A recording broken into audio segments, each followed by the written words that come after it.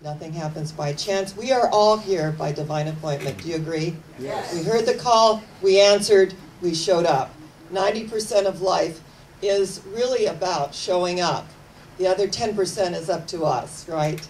So as I welcome our viewing audience as well, knowing that you tuned in at this moment, the precise moment that is opening to miraculous things. Our theme for the month is shift. You see, I say it slowly, happens. And today it's about shifting the brain. Shift the brain.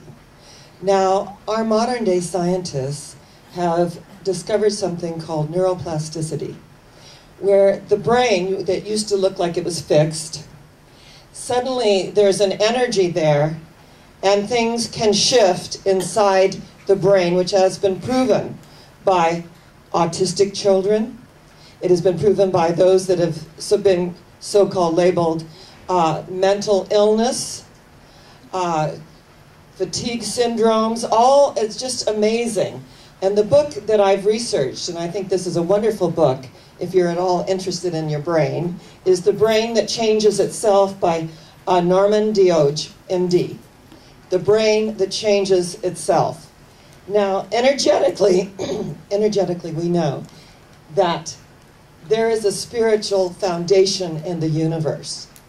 And we say, whatever your God is, whomever you pray to, whatever name you put on it, Yahweh, Jehovah, Lord Buddha, Mohammed, Atman, Brahman, nature, universal mind, father, mother, it matters not. But when we tap into that energy of the all that is, everything else disappears. All the worries, the upsets, the problems, the conflicts, they disappear in the natural process of life itself.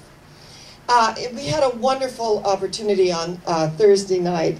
Mel was the highest bidder for our Chef Barry at our silent auction. So he got to invite 7 of his wonderful friends for a wonderful dinner that Barry created. And part of the conversation in the dinner was superb. Energetically, every bite, it's like, this is made with love. And there was lots of giggling and lots of energy. So we know that the chef, put that extra little woo-woo into it so that we would feel fabulous. And after dinner, we were discussing some of our friends, and some who had dementia, senility, some who had Alzheimer's. And it was really interesting, and I love what Reverend Linda said, because she said, they go into another reality. Everybody out here is, oh, we're so sorry, and they don't remember the most, amazing moments in our lives. They're somewhere else. They are getting ready to leave this dimension. So they're communing with other energies, entities, or whatever. I really do believe that. And Fleet said that his uncle by marriage went into a facility. And when the friends would come to visit him, he'd say, oh, I'm so glad you could visit me. Yeah, I just bought it as an investment. Let me give you the tour. And he'd take them all around the Alzheimer facility. Oh, look at this view out these windows. Look at the patio. I mean, he was so into it. And every time the guests went along with it, that this is what he bought, and it was wonderful. He did it as an investment, and energetically, they knew that that was his reality, and they were not going to say otherwise, because he did own it. He did stay there for as long as he stayed there. But energetically, those who go feel not the pain of parting. It is they who stay behind that get to heal it, get to make the adjustment, that get to go within. Because we all choose our own way that we're going to leave the planet.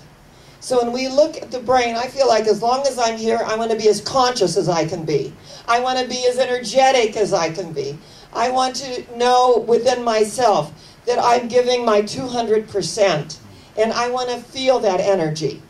Now, we all don't feel the highest energy every day. So those are the little trigger symbols for me to rest, to renew, to regenerate. Never say to yourself, and using the sacred I am tired. Because energetically, the cells are listening. They will go down to a lower vibratory frequency. And then the more you say, I'm tired, then you feel fatigued, and then you got to lay down. And dis-ease can set in with that that mindset. So when we say I'm regenerating, I'm resting, I'm recreating my energy, your cells are listening. They respond to that. And through that response, a greater opening is completed. Now, there's a great, this is a true story about a little Down syndrome guy in the Midwest who got a job at a grocery store bagging groceries. And they had this great life coach went in and said, you know, what can you do extra that the other grocery stores aren't doing? So make eye contact, smile, give it a little something extra. So this Down syndrome boy went home and he told his dad, I want to have a positive message in every single bag that that I have anything to do with, and I'm putting the things in. I want to put it in something nice. So his father created a fortune cookie, and they would put these positive messages. You're wonderful. Today is your day. Look on the bright side. All these wonderful, just little short affirmations in with the bags. Now people would come in, and their tellers would say, "Oh, I'm free. I'm free." Oh no, they wanted to be with Johnny. They wanted their positive message. They wanted to open that fortune cookie and say, oh, you're beautiful. Oh, you're the best. Always something wonderful and positive. But isn't it interesting when people think of like mentally challenged and Down syndrome, that here is a young man and he was voted Citizen of the Year for his town in the Midwest because he made a shift. He didn't say, oh, I'm Down syndrome. Nobody's going to hire me. No, he went to work. He bagged the groceries. He put in his positive messages, and it made a complete difference in people's lives, and they got in his line that was starting to go all around the store. So isn't it amazing what one person can do when they shift the brain, when they don't buy into whatever that label is? And I say, if you name it, you claim it. There's like the A word and the C word, all of that. We are not our dis-eases. We have an experience of dis-ease. We bless medical science. We bless our naturopaths. We bless everyone that is there to support us. But we are not the dis-ease. It's something we experience through. And whenever we go into a sympathetic vibration, it lowers the energy field. Empathy. Empathy is opening the space of the heart chakra. A chakra means, in the ancient Sanskrit, a wheel of spinning energy in a clockwise fashion. The heart chakra vibrates to the green of abundance and healing and the pink of compassion and forgiveness. So when we are in that energy field of the heart, it's like, follow your heart, but take your brain with you, okay? Because when we take our brain with us, then there is a balance there. It's the right hemisphere, it's the left hemisphere. Dr. Jill Bolt Taylor, who is a neuroscientist, had a stroke. And she wrote a book called A Stroke of Insight. It's on YouTube. She wrote this wonderful book. And she said, my brother was a schizophrenic, and she said it deeply affected me. So I went into the neurosciences. She said, I felt that the loss of my brother. I went to a convention about schizophrenia. I had a whole extended family waiting for me there that were experiencing the same thing from their families. She said, I began to go deep into the energy of that. And then one day, she said, and I was so left brain and I was so absolutely abuzz with the energy of science. And one morning I got up and I fell down and I started experiencing this loss of speech. I started experiencing the loss of memory. She said, I finally crawled after 2 hours to the phone, knocked it down, pressed a button with my chin, and it was an automatically went to my mother. And I went, and she knew something was drastically wrong and called 911. They got there. They took me to the hospital. It was within the first 2 hours, and they began all of those treatments that they do when someone has had a stroke. And she said, it was a long haul. But what happened is, She, out of the 7,000 a year that have strokes, she is recorded as the only one that has had a complete healing. She said, I opened the right hemisphere of my brain. I am an artist. I do things now that I never allowed myself to do before. It opened a whole energy field for me. It allowed me to go out into the community. And the ancient Bodhisattva, remember, they went out into the marketplace with healing, helping hands and said, you can have a healing. You have to shift the brain. And so you begin to stimulate other synapses in creating neural pathways to the places that you want to go. This is through positive thinking. As a bad rap as positive thinking has gotten, it creates neural pathways that forward and advance our lives in a positive way. So we know that positive thinking doesn't work if it's not consistent with the beliefs we hold. Oh, I'm the best, I'm the best, I'm the best, I'm the best. You go out, first thing that happens, I'm the worst, I'm the worst, I'm the worst, and we're deflated. That's all the ego. But when we realize that we are created in the image and likeness of God, that it is good and very good. So if somebody's in an Alzheimer unit and they think that they own it and they bought it as an investment and they give tours to everyone that comes in, more power to them. If that's the reality that they're in, more power to them. We don't judge anyone's experience.